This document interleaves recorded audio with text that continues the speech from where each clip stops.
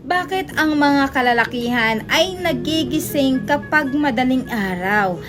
Doon sila ginaganahan, nako nagiging matigas ang kanilang lato-lato kaya ang ginagawa nila sa kanilang misis kahit eto ay madaling araw. Magugulat na lang mga kababaihan, kumakain na at dumidila na sa mga bibengka ng isang babae para ito ay magising para naman parehas na silang makikipaglaban sa gera mga kasawi.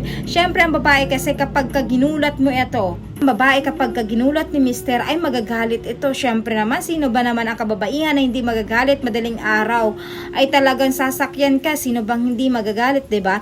Kaya ang mga kalalakihan, ang kanilang ginagawa na technique nila kapag tulog pa si misis, ang ginagawa nila ay unti-unting hinahawi ang mga pante ng isang kanilang asawa. Pagkatapos ng hawi ng dahan-dahan, aba, unti